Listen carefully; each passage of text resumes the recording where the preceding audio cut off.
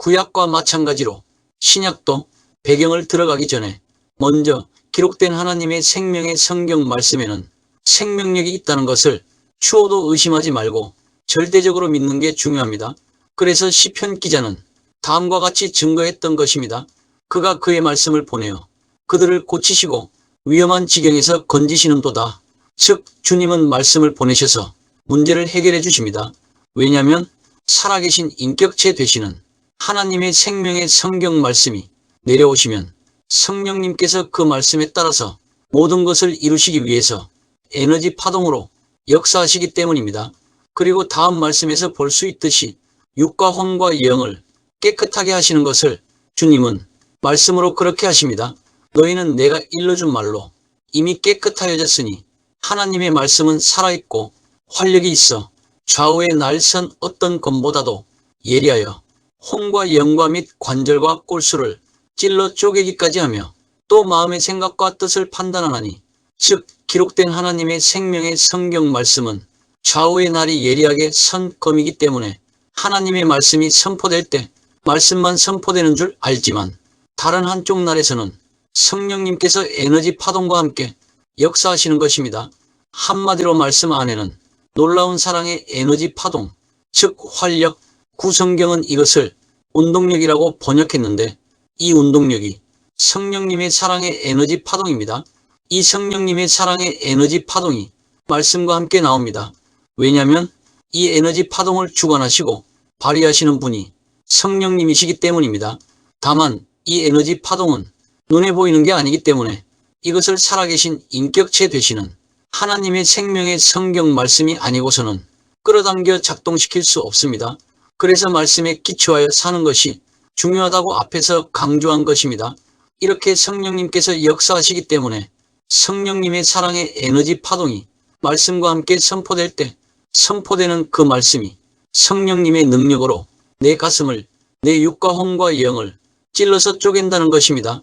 여기서 찌른다는 것은 말씀이 내 가슴을 관통하는 순간 내 안에 있던 육과 영과 혼의 혼탁한 죄의 결과에 따른 질병들, 곧 우울증, 자살하고 싶은 충동, 늘 슬프게 하고 늘 좌절하게 하고 뭔가가 눌려있고 억울함과 미움과 시기와 분노함과 정신적이고 영적인 질병과 마음에 받은 상처 등 내 안에 깊이 숨겨져 있는 내면의 잠재의식 속에 상처와 아픔들까지 꿰뚫어 들추어내어 치유한다는 말입니다. 이것을 오늘날 표현으로 말하면 영과 혼과 육의 힐링이라고 할 수 있겠습니다. 기록된 하나님의 생명의 성경 말씀은 살아있고 운동력이 있기 때문에 예리하게 좌우의 날이 선검이 그동안 내 영혼 깊숙이 잠재의식 속에 숨겨져 있던 상처와 아픔들, 더러운 것들, 딱딱하게 굳어서 화석화되어 있던 것들을 꿰뚫어서 들추어내서 깨끗하게 분리해서 도려내는 수술을 한다는 것입니다.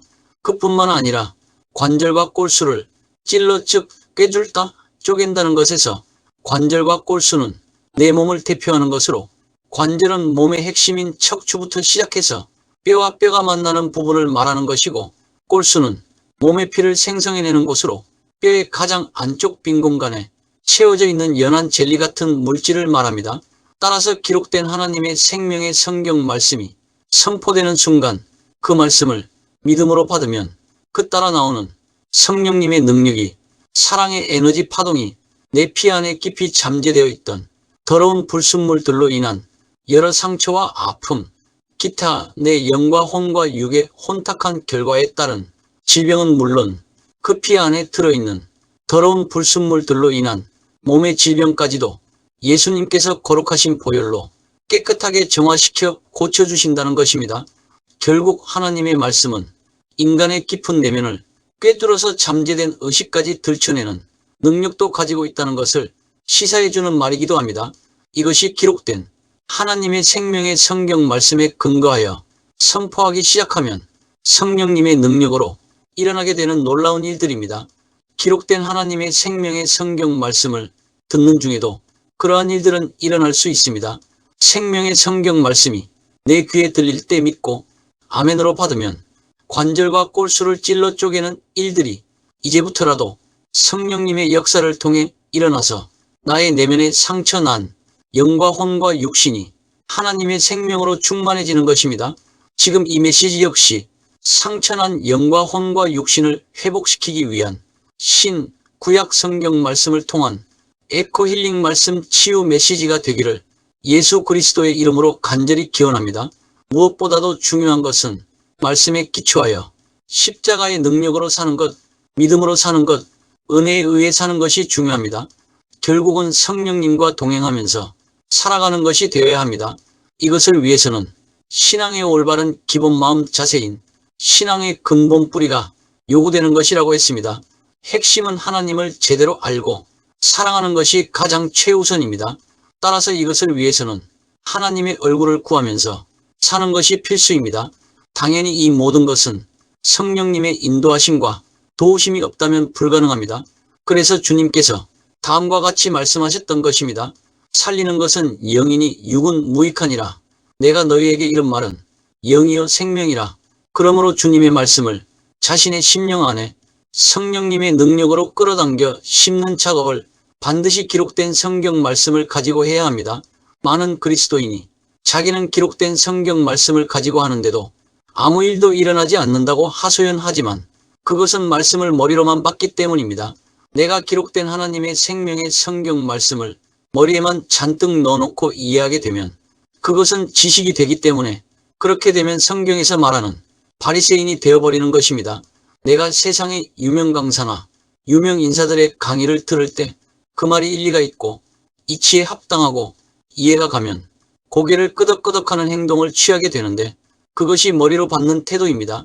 그래서 성경을 많이 읽었다거나 또는 유명한 목사님들 설교를 여기저기서 많이 주워들은 분들일수록 이론적으로 머릿속에 잔뜩 쌓아놓기만 하기 때문에 행동과 인격의 변화는 나타나지 않고 그것으로 오히려 교회나 교단이나 목사님 설교나 사람이나 판단하려고 그러고 남의 잘못이나 지적하려는 못된 습관에 물들게 되는 것입니다. 이것이 정확히 현대판 바리새인들입니다. 이런 사람들에게서는 그 어떠한 하나님의 능력의 열매도 나타나지 않습니다. 왜냐하면 말씀에서 성령을 통한 에너지 파동의 역사가 나타나지 않기 때문입니다. 이런 분들에게서는 무엇보다도 겸손을 찾아보기가 힘듭니다. 그렇기 때문에 이 말씀을 처음에는 머리로 봤지만 그것을 가슴으로 내려서 자신의 심령에 성령님의 능력으로 임재시켜야 하는 것입니다. 이것이 말씀을 영으로 받는 자세입니다. 그래야 말씀 앞에 떠는 자세가 생기고 성령님의 능력으로 에너지 파동의 역사도 나타나는 것입니다. 즉, 이 머리에서 30cm 아래에 있는 이 가슴으로 어떻게 내리느냐가 관건입니다. 그러면 머리에서 30cm 아래에 있는 가슴으로 어떻게 내리는가? 이것을 위해서는 성령님의 조명하심이 필수입니다. 그래서 하나님의 얼굴을 구하면서 사는 것이 필수이고 간절히 기도하여 하나님의 음성을 듣고 순종하면서 사는, 즉 하나님의 동역자로서 사는 것이 절실히 필요합니다. 결국 기록된 하나님의 생명의 성경 말씀을 대면하면서 하나님의 음성을 듣는 것을 강조하지 않을 수가 없는 이유가 여기에 있는 겁니다. 그래야 믿음으로 하나님의 행하심을 보고 자신의 모든 생활에서 동참하여 따라가는 것이 가능하기 때문입니다. 이때 중요한 것은 성령님께서 그때 주신 기록된 하나님의 생명의 성경 말씀을 붙들고 기도로 따라가는 것입니다. 하나님의 말씀과 기도로 거룩하여짐이라. 이 말씀은 변화 즉 트랜스포메이션 된다는 것입니다. 그러므로 무엇보다도 신앙의 올바른 기본 마음 자세, 즉 하나님을 제대로 알고 사랑하는, 하나님과 깊고 하나 되도록 하는 은밀하고도 친밀한 사랑의 교제 가운데 머물면서 하나님께서 행하심을 보이실 때 내 모든 생활에서 동참하는 것이 필수입니다. 내가 아무리 예배 시간에 말씀을 잘 들어도 사람의 의식은 흐르는 시냇물처럼 흘러서 사라져버리는 것이기 때문에 성령님의 조명으로 하나님과 깊고 하나 되도록 하는 은밀하고도 친밀한 사랑의 교제 가운데 있으면서 자신의 가슴에 담지 않고 머리에만 담아서 집으로 돌아가면 아무런 역사가, 아무런 에너지 파동의 능력이, 아무런 일이 일어나지 않습니다. 어떤 사람이 인터넷으로 또는 테이프로 설교를 수십 편을 듣고 아무리 깨닫는다고 하더라도 성령님의 조명으로 중심에 담아야지 머리에만 담아둔다면 그것은 자기 개인적인 만족을 위한 성취에 불과합니다. 이건 예배를 드리는 태도도 아니요, 하나님의 말씀을 듣는 자세도 아닙니다. 혹 지금 나의 이 메시지도 그렇게 받아들인다면 대단히 죄송스러운 말이지만, 그가 누구이든 간에 먼저 기록된 하나님의 생명의 성경 말씀을 겸손하게 들으려는 겸허한 자세와 태도부터 훈련해야 한다고 조언하고 싶습니다. 이것은 열매를 맺으려면 필수 조건이기 때문입니다. 아마 이미 심하게 바리새인화 된 분이라면 분명히 하나님의 진리의 말씀이 자신의 귀에 거슬릴 것이기 때문에 너나 잘하세요 라고 하면서 불편한 심기를 드러낼지도 모르겠습니다. 앞으로 구약과 신약의 말씀을 번갈아 가면서 쭉 정리해 나갈 것이기 때문에 그 중에서 자신의 가슴을 찌르는 말씀이 중간에 분명히 있을 것입니다. 바로 그 부분의 말씀을 붙잡고 자신의 입 밖으로 시인하고 말씀을 인정하고 그 말씀 앞에 뜨는 자세를 가져야 합니다. 그렇습니다. 그 살아계신 인격체 되시는 하나님의 생명의 성경 말씀을 입으로 시인하고 고백하면서 내 안에 성령님의 조명으로 임재시켜야 합니다. 이렇게 말입니다. 주님 옳습니다. 오늘 이 살아계신 인격체 되시는 하나님의 생명의 성경 말씀 또는 그 요절을 입으로 고백하면서 오늘 주신 이 말씀이 정말 진리의 말씀이요, 나의 주 나의 왕이 되시는 예수께서 나에게 하신 말씀임을 믿습니다. 이 말씀대로 내게 이루어지게 하옵소서라고 간절한 믿음으로 끊임없이 쉬지 않고 고백하면서 내 생활에서 실천할 때 난 살아계신 하나님을 실제로 경험하게 되는 것입니다. 그리고 그 말씀이 내가 하루하루를 살아가는 동안에 직장에서든 가정에서든 무슨 일을 만날 때든지 나는 알지 못하지만 성령님께서 나를 그 말씀대로 나의 발걸음과 나의 머리와 나의 손길을 인도하실 것입니다. 이렇게 될 때 나는 성령님의 인도하심을 받아서 하루하루 그분과 동행하면서 변화되어 갈 것이 틀림없습니다. 이때 자신의 상처난 마음도 힐링되기 시작할 것입니다. 이것이 기록된 하나님의 생명의 성경 말씀을 알아야 하는 이유이고, 또 성령님으로 인도함을 받는 것, 이것이 신약 시대를 사는 그리스도인들의 특권입니다. 이것을 요약하면 십자가의 복음과 성령님의 사역의 조화와 균형이라고 할 수 있겠습니다. 즉 이것이 구약의 이스라엘 성도들과는 다른 것입니다. 그냥 큐티 한 30분에서 1시간 하는 것으로는 아는 것은 많아질지는 몰라도 아무런 일도 일어나지 않습니다. 구약의 성도들은 돌판에 새겨진 말씀을 붙잡고 언약궤를 늘 어깨에 메고 또는 성막에 지성소를 설치하고 그렇게 바깥에 있는 문자로 된 말씀을 따라가면서 제사 드렸음에도 불구하고 아무런 변화도 일어나지 않았습니다. 그래서 하나님께서는 예레미야를 통해서 새 영을 부어주시고 새 언약을 주시리라라는 말씀을 주셨고, 또한 이사야 선지자를 통해서도 주신 말씀처럼 기록된 하나님의 생명의 성경 말씀을 통해서 교회 지체들을 위로하라고 하셨던 것입니다. 너희는 위로하라. 내 백성을 위로하라. 너희는 예루살렘의 마음에 닿도록 말하며, 즉 이 말은 영으로 임재시키게 하라는 말씀입니다. 그것에게 외치라. 그 노역의 때가 끝났고 그 죄악이 사함을 받았느니라.